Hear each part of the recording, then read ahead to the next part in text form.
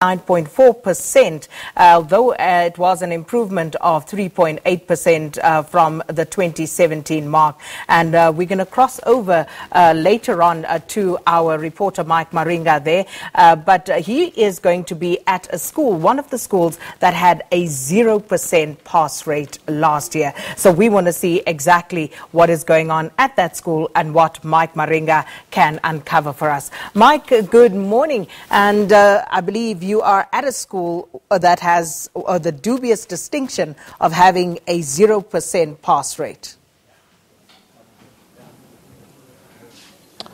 Good morning to you, Sakin, and good morning to our viewers. We are at a school called Liteja. It's in the western side of Polokwane. It's about 80, if not 90 kilometers from Polokwane. I must indicate to you that this is a very sad state of affairs. This is a school that produced 0% last year.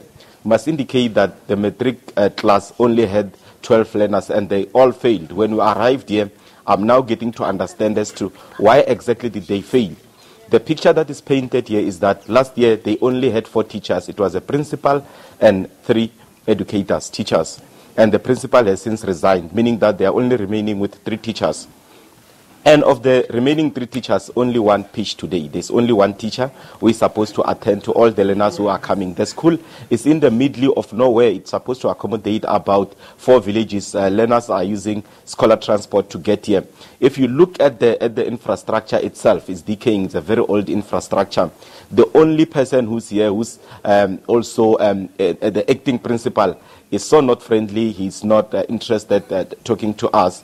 And I must also indicate that we have the opposition party in the province, the DA, that is also here to check exactly what is happening as to why is there no improvement at this school.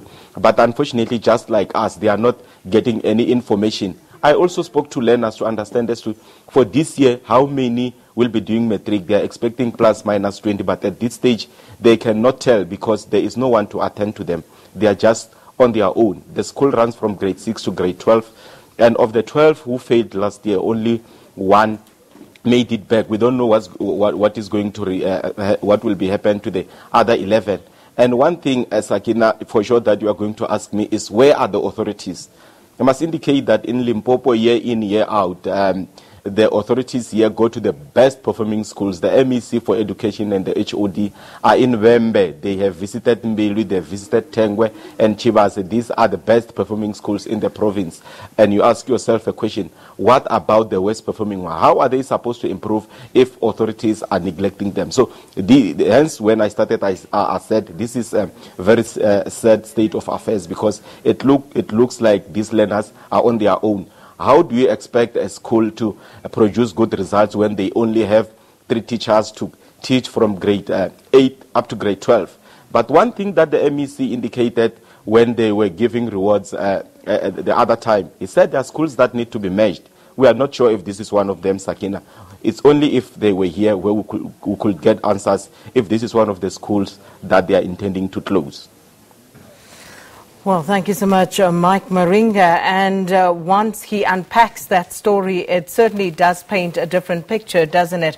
Grades 8 to 12 and only 3 teachers at the school, and many questions that need to be answered by the authorities in the Limpopo province. And as Mike said, they went to the best performing schools, but let's wait for them to come to the worst performing schools and give answers to the learners, the parents, the community and society at large. Let's take a break.